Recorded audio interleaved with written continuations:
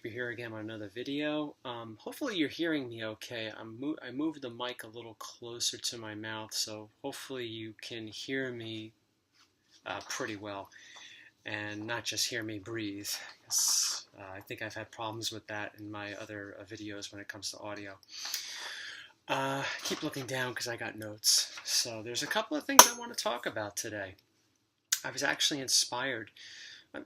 I've been watching some videos in the community, and they've been inspiring me to do these type of conversational videos that I've been doing over the last month and a half, including this one that I'm doing now.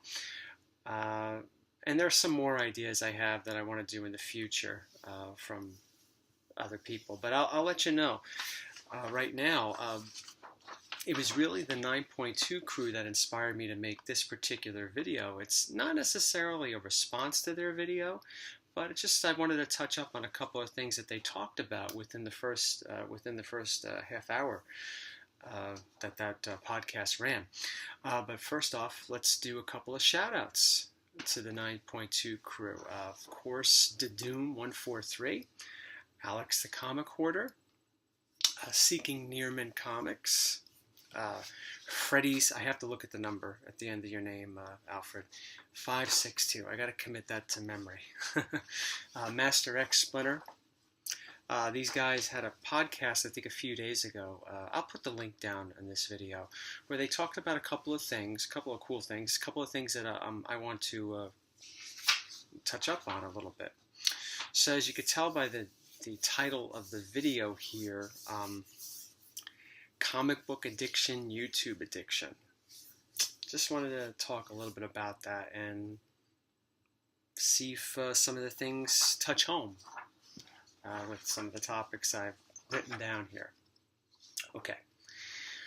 Let me just put my little list over here, things to talk about. I think in that video, the 9.2 podcast video, with Doom and the rest of the guys, Alex, definitely check out their videos, check out their podcasts. They really put on some good shows from the times that I've watched them and so forth. So entertaining, like a bunch of guys sitting around talking about topics and comics and all that stuff, having a good time, live chats, all that stuff.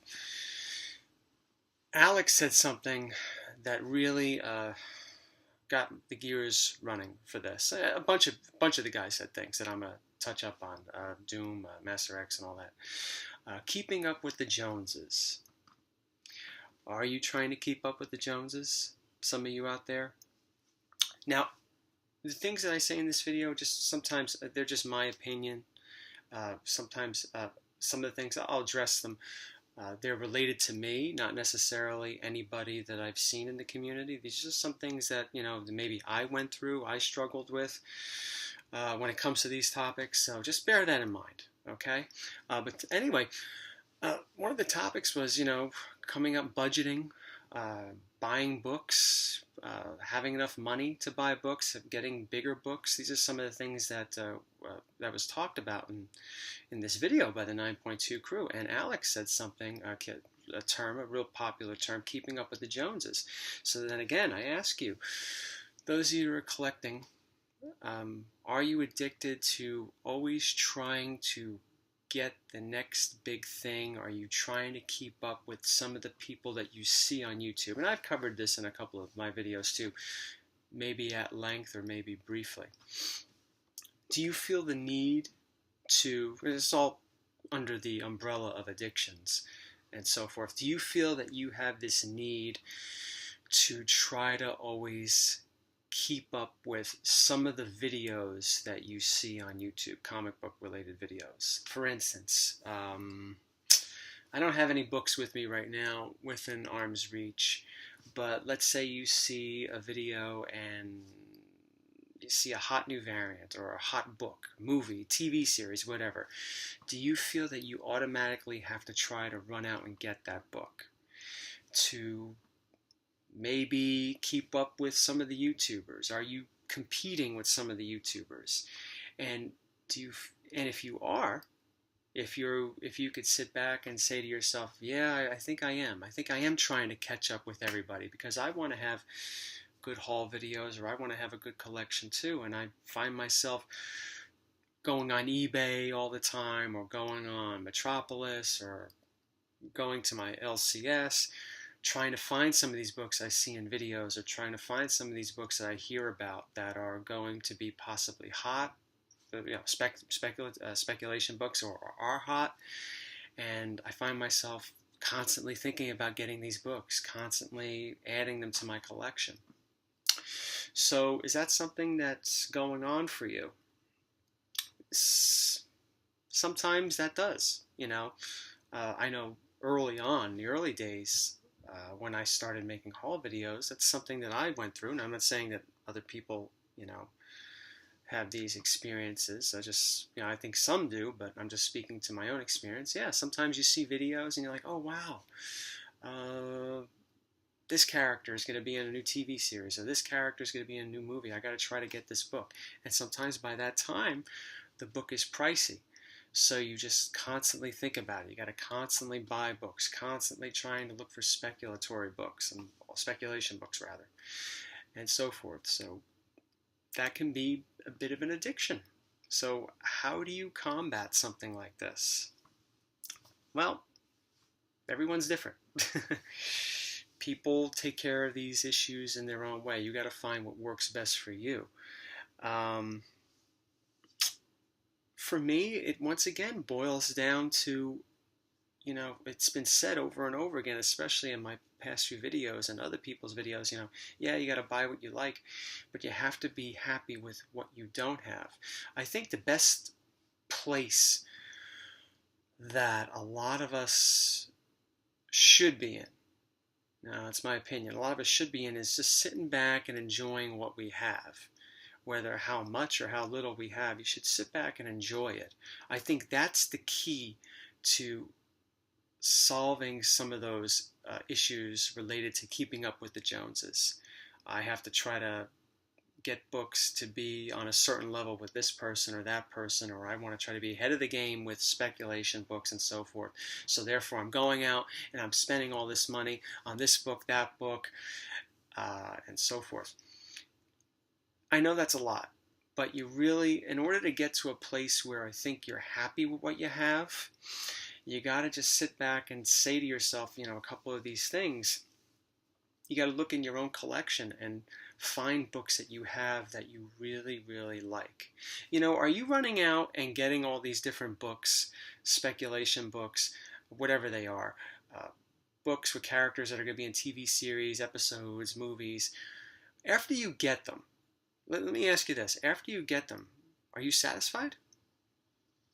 Or is it like what the Doom said? It's the thrill of the hunt. It's the next thing. There's always something else. And yes, there is always something else. And that's not necessarily a bad thing, But the thing is, though, do you have books in your collection that are just because you were trying to keep up? And do you forget about these books? Do you put them away in the box and forget, oh wow, I forgot I even had this? When you have feelings like that, where you actually forget about the book, or you buy it and then it's just like the feeling's gone, I would say that's probably a bad path. I mentioned this over and over again in my videos because I think it provides a good example. My Tech 140. I constantly look at that book, and that's why I know I wasn't trying to keep up with anybody. That's a book that I continuously love looking at, and I'm so happy with, and I could say proudly I have it, whether it's restored or not. And that's a good feeling, and that's a feeling you would want to have. But there were books in my collection, in some of my earlier videos that I sold off. Maybe it's because I realized that, well, maybe I didn't really like these to begin with. I'll give you a couple examples. I had Invincible #1. I had Preacher #1. I had Walking Dead #1. I got rid of them. Because I realized that, well, there are bigger books out there that I want to get that I feel more of a connection to. Maybe it's because I have more of a connection to them from when I first started collecting. Those are some of the characters that I was introduced to, and I always said, oh, I would love to have this character's first appearance or whatever. So I got rid of a lot of them. I remember my Preacher #1. I had a pretty good copy. And one day I was looking through my, the boxes, and I saw Preacher #1, and I'm like, Don't get me wrong, I'm not dissing any of these books. Walking Dead, Preacher, I'm not. But you got to find your own taste, not necessarily keeping up with the Joneses. Well, this guy's got Preacher #1. This guy's got Walking Dead #1. Oh, maybe I need to get it. You got to find that sweet spot where you're like, I like collecting action comics. I like Superman related books, or I like Batman related books, or I like X-Men related books. I want to complete runs, or I want to complete key books, whatever. But getting back to getting back to the Preacher story, I looked at the Preacher #1 and I'm like, how did you get in? It was just like, yeah, okay, I have Preacher #1, and I sold it. I sold Preacher #1. I sold Invincible #1. I sold Invincible #1 actually, I think about a week or two before the movie was announced, and people were like, oh man, I don't give a shit. I couldn't care less. I sold it, and I haven't thought of it since, until now. Because I remember looking through my videos, oh yeah, I got Invincible #1 and comic book haul number 6, 7. It's like, okay. Yeah, don't have it anymore. Don't care. It's because I don't have a connection to it. So what I did was, I got rid of a couple of books to get bigger books that have meaning. And I think once you have a lot of books, or even a small amount of books that have meaning, your desire to try to keep up with others, compete with others, if you will, dissipates. Your desire to maybe, I'm not saying this works for everybody. It works for me. It might work for you, or whomever else is watching. It may not work for most of you, or some of you. But I do feel that once you get the books that you really, really like, and sometimes finding out what you really, really like is a hassle in on its own, and it's a video in on its own. But once you have those books where you could sit back and say, I don't need to keep up with anybody. I'm keeping up with myself. I'm happy with what with what I have. I'm happy with myself. It's like it's almost like a self-esteem sort of thing. Everything's tied into, like, I know this is a real counseling sort of video, or sort of. But yeah, I think once you're happy with yourself, you present better to others. Once you're happy with what you have, when it comes to the terms of comics, your desire to try to keep up with other people, your desire to constantly buy, I think diminishes. Because, you're like, hey, I got what I want. I'm happy with what I want. Whether I overpaid or whatever, but I have it and I'm happy, and that's all that matters. You got to be happy with yourself. You got to be happy with what you have. And through that, I think you worry less about what others think, what others have. I think that's a path in trying to quell that need to keep up with the Joneses. I know I said that over and over again, but it was a great, Alex, he hit that right on the head. A lot of these guys like Steve, Master X, Splinter, Freddy's 562. I'm sorry, Freddy. I'm good with names. I'm bad with numbers. For 562, they hit the nail right on the head with a lot of things that they talked about. You go check out their video. Watching it firsthand, obviously is better than what I can say. But I just give you little tidbits of it and stuff like that. So, and even Master X Splinter said, he used to have a big pull list. For those of you that want to get these big books, and I touched up a little bit on this in my last video. Those of you who want to get those big books, and I'll admit, getting some of those big books is intimidating. When you're spending a couple $100 or over $1,000 on a book, you're like, ugh. But you have to sit back and think, well, can I do this? Am I not paying a bill because of this? Then you might want to reconsider. But if it means not getting as many books every week, and you have more money to get that bigger book, believe me, it's a satisfying experience. Yes, Steve, the hunt is still there. It's always on to the next book, but it's not as I feel, you're not as bloodthirsty, during this hunt. You're like, yeah, I'm on the hunt. I'm sniffing around. And if I see something I really like, I'll get it. But it's not like something where you have to just sink your teeth into if you get something that you really, really like. And that's part of the key. It's hard sometimes to get to that place, because the temptation to get new books, and don't get me wrong, I get back issues too. I just don't I had a top 15 list, I think, or a top 12 list, whatever it was. I just don't get those top 12. I do get other books, but I'm careful not to spend too much because, yeah, some of the books that I really, really want are pricey. And if I spend too much on other books, it takes away from the things that I really want to get. Now, for me, my top 12 list, I think it was, I have it on the wall. I took my glasses off because I was getting too much glare from the computer screen on the glasses. I thought it was more of a distraction, so I took them off. So I can't really see the list that's on the wall too well, whether it's top 12 or top 15. I think it's top 12. I had to take 2 books off, the Detective 168 and the Vampirella one. Those that saw my top 12 want list for 2017, they're off the list because Detective 168 is, I think I might have mentioned this in another video, I'm not sure. It's a little out of reach right now for me. And I think that's another part of what you need to do when it comes to collecting. You really need to understand your limitations. And I think Detective 168 is a lot of money right now for me to spend. I have other things to concentrate on, and that's why I sometimes get low-grade books because, it's the thrill of having the book.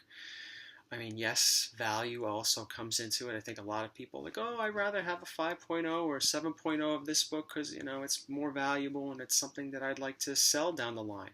And that's okay. But, the low-grade books have value too.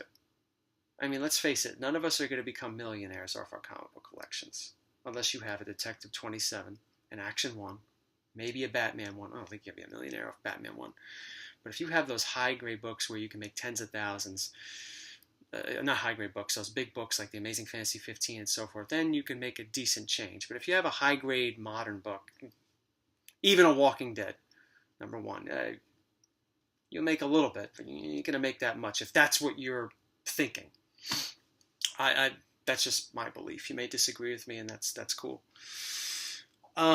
Yeah, so those are a couple of things I wanted to touch up on when it comes to the module of keeping up with the Joneses. I think Alex and you really hit the nail on the head with that, and Steve really talked in length about it, and so did Freddie's. I think they really touched up on a lot of good things. Do you budget? It's hard to budget sometimes. Do you pay cash for your comics, or do you put things on the credit card? This is a no-brainer, and that's a ATA Nick term I always hear, and it's perfectly stated. He always says a no-brainer whenever I talk to him about asking advice about things. If you're putting a lot of money on credit cards to buy comics, you really need to stop. You really need to stop because you got to ask yourself something. If you can't pay your bills, whatever they are, your heat, your credit card bill, because you put so much on a credit card or you took so much out of an account to pay for a comic book, you have to nourish that feeling of not being able to pay for a bill. It's not a good feeling. And the reason why I say you nourish it, you give it life, because every time you're faced with buying another book that's probably out of range for you at that moment, that feeling of, oh man, the last time I did this and I couldn't pay my heat bill or I couldn't pay my credit card bill, it wasn't a good feeling. Or I had to really budget in order to pay this comic off. That wasn't a really good feeling. You need to keep that feeling with you, nourish that feeling with you, and take it with you wherever you go if you have problems like this. You want to give that feeling life because it acts as a buffer most of the time. It will act as a buffer and prevent you from making the same mistakes for those that have, issues with addiction. Okay, let's see what else I want to talk about. I got a huge list here. Some of these things I'll touch up on briefly. Some of them I probably won't touch up on as much as I would like, Let's see here. Oh, another thing about if you really do have a problem with addictions and buying comics all the time. For me, one thing that I found that's really, really helpful is setting goals. Like I said, I know this is sounding like a counseling video, but I am a counselor, so naturally I go that route.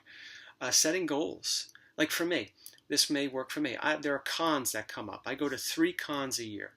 I go to the New York Con. I don't know if I'm going to go again next year. It depends on life situation, but I'm going this year. I usually go the last few years. I go to the Garden State Con, which is in July, and I go to this other con, I forget, East Coast Con in April. Those are the 3 cons I go to.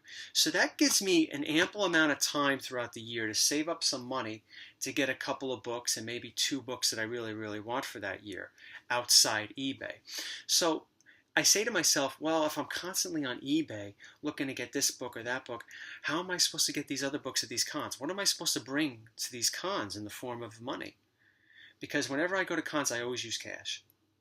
I don't use my credit card. If I use my credit card, I'll get like maybe $20 or $30 worth of things. And that's usually saved for the New York Con when it comes to maybe getting those exclusives or a smaller book that I saw that I really didn't plan on getting, but I wouldn't mind spending $30 on the credit card for. But whenever I go, I use cash. And another little tip, whenever I get change, I put it in a little Ziploc bag. And after 3 or 4 months, you get about $50 worth of change. It adds up. It adds up. And in doing that, I cheap out whenever I go to Starbucks and I get like maybe 78 cents worth of change. Yeah, I don't put it in the tip bin. I got comics to buy. But I'll tell you, I know it sounds horrible, but think about it. If you go to cons every 3 or 4 months and you're constantly, you get change, you go out to get food, maybe a lunch, $5, $6 and change here and there. It adds up. It adds up after 3 months, and you got yourself $40, $50. That could be a book. So, sorry, baristas. Marvel Spotlight 2 is more important to me. I'm sorry, I know it's terrible, but there's some truth in it. If you're really trying to budget and you need that extra $50 to get a nice copy of something. That's one way going about it, What else? What else do I want to talk about? Talked about that. Okay, another thing about addiction. Then I'm going to move on to the next topic about YouTube being addictive. I'm sorry, I know these videos are going long. Like I said, these are probably videos you want to play when you're on your way to work in the morning. You don't really need to see me. You don't really need to see anything. I'm sure you really don't want to see my nice Sega Saturn collection. But sometimes we see books and we're like, oh, we got to get them now because with the movie coming out, they're just only going to keep going up. I've said this before. Ask yourself something. The book that's showcasing this character or characters, is it a villain? Are they villains? Are they a B hero? B, C, D list hero? If the answer to that question is yes, then my advice to you is, trust me, it can wait. It can wait. Examples: Ultron, Steppenwolf. Who else? ETA Nick brought this up on one of his last videos. War Machine. Really? When Jim Rhodes first showed up, as ETA Nick brought this up, when Jim Rhodes, people thought that was going to be like the next big thing. Iron Man, what book is that? Iron Man 119, something like that. I'm sorry if I get the numbering wrong. And people were spending large amounts of money on that, high grade. Are you kidding me? You spent this amount of money on, you spend what you want. I know I've always said that, but let's bring it down to reality. You're spending, because you got to have a 9.6 or a 9.4 first appearance of Jim Rhodes? Rhodey? I don't know about that. That's something you need to really think about. So if it's if it's really not a top tier hero like Iron Man, Spider-Man, I know those are out of reach books, but I'm just saying in general, I wouldn't go crazy thinking that, I have to have this book now. Believe me, it's going to cool off. You just need a little bit of patience. That's what you need. Not money, patience. And then money. Small amount of money. Much less than what you would spend now. Excuse me. I know I probably just messed up the sound. So think about that. I know there's a big thing going on with Squirrel Girl. I don't have Squirrel Girl. I would like to have Squirrel Girl's first appearance, but I gotta pay big bucks for it, I'll tell you that right now. No thank you. I'll stick with my first appearance of the Riddler, thank you very much. And those of you that have big books, You have first appearance of Spider-Man, first appearance of Ms. Marvel, you know, Carol Danvers, Silver Surfer, Mephisto, even though it's a villain. Those are great books to have. Okay, you should be proud to have those books. You know, don't be in a rush to, oh, I gotta quickly get the next big thing. You know, you sit back and enjoy what you have. You got some good stuff. Mid grade, high grade, low grade. You got it. It's good. All right. Sorry if I've been rambling on. I know sometimes my videos are all over the place. Just sometimes that's a good thing, sometimes it's a bad thing. We're at the 25-minute mark, so I will try to speed this up. I'll try. YouTube addiction. What does that mean? Well, are you very concerned about making the next video with more books? You're buying books to make that next video next week or in a couple of weeks. Listen, I think that's a dangerous trap. And I'll talk to my experiences on that. You know, those of you out there that are doing this, you know what I'm talking about. You know, oh, I got to make videos every week because I want views or I want subscribers. And you're doing that sometimes, not everybody. I know I'm using the word you as a general term, but some of you may be doing that for subscribers or for views or whatever. Don't risk your bank account or your credit card because of views or subscribers. I know that's sound advice, but I know it's easier said than done. Well, listen, I can only speak from my experience. When I first started YouTube 3 years ago, I always say August is my anniversary. It technically isn't. June is my anniversary. When I first made videos, and they're not available anymore because I took them down, I made videos like this, talking about comic book investments or prices or what you should get, what you shouldn't get, sort of some of the advice that I'm talking about now. And in the 3 years' time, I've become wiser, listening to people like ETA Nick and Cougar Comics and Arkham Comics and Collectibles Dan. He used to be Living Dead Comics, but guys like Cougar Comics and Living Dead Comics, well, back then he was Living Dead Comics Dan.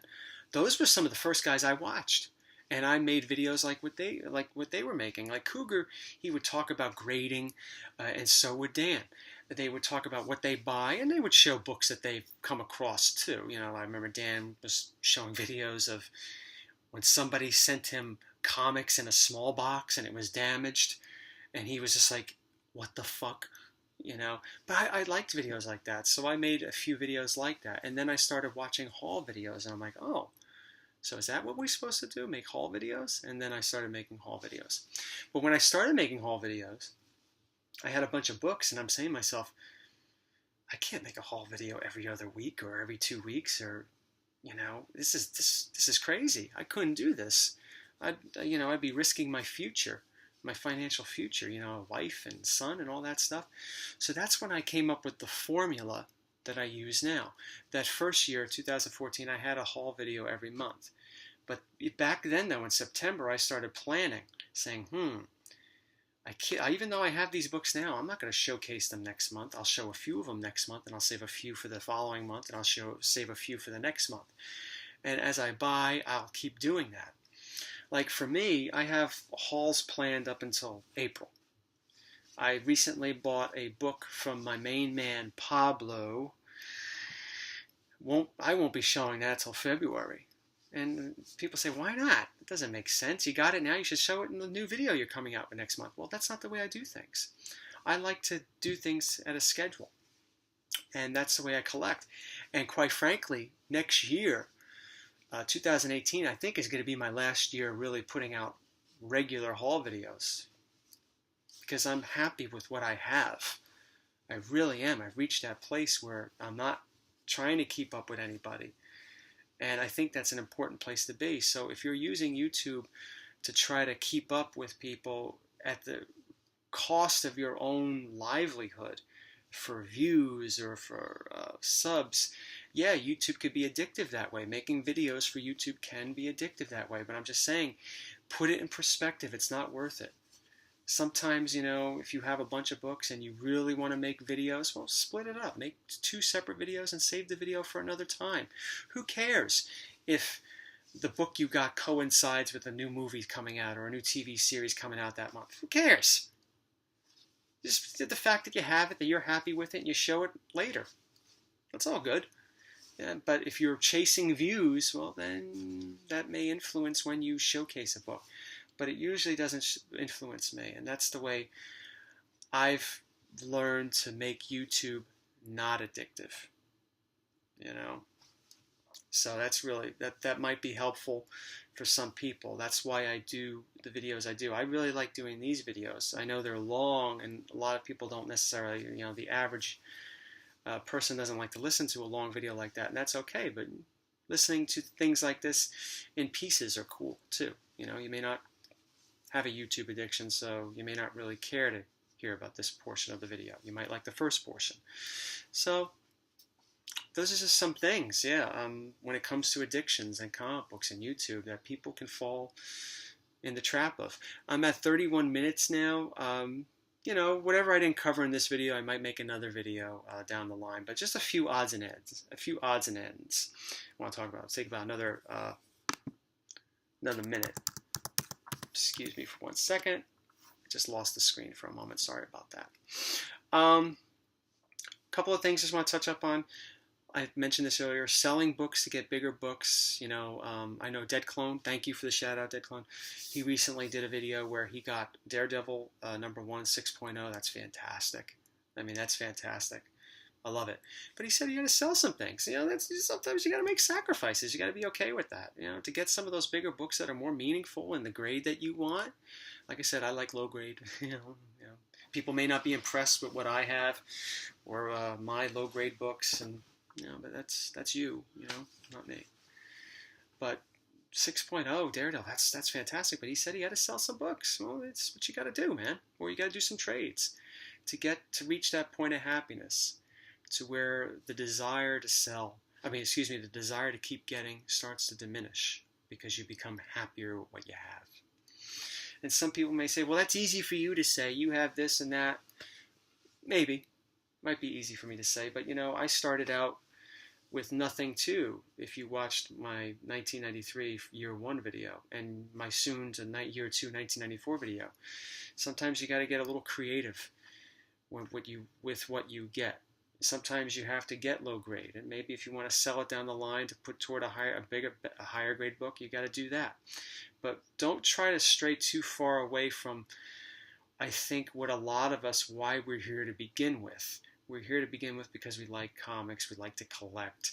It's meaningful when you smell a comic. It's great, to have that old smell in a comic. It reminds you why you like this hobby. There's so many facets of this hobby that you like. And there are people out there that are just for flipping books too, and that's okay too. But for the collectors out there, try not to stray too far away from why you collect books and what's really important for you to collect. Stealth buys, they're always great. If you get a stealth buy, more power to you.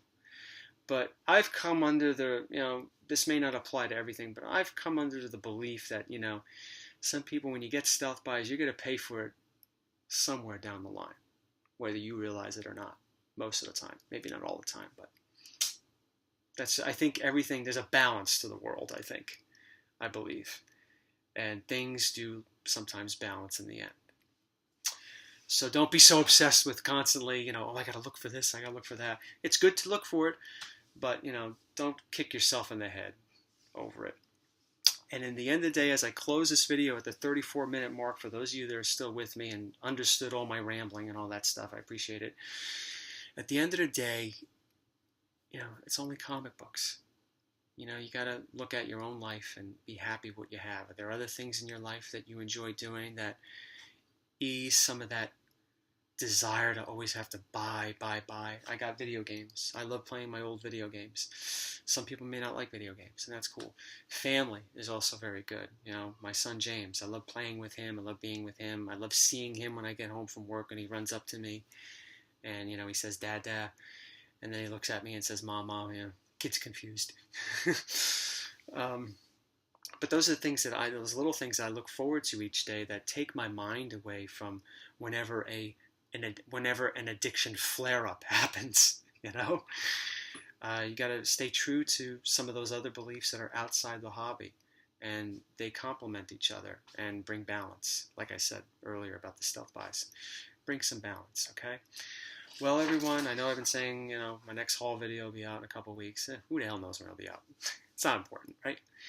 But check out the 9.2 crew, Doom, Steve. Check out Master X Splinter. Check out Seeking Near Mint.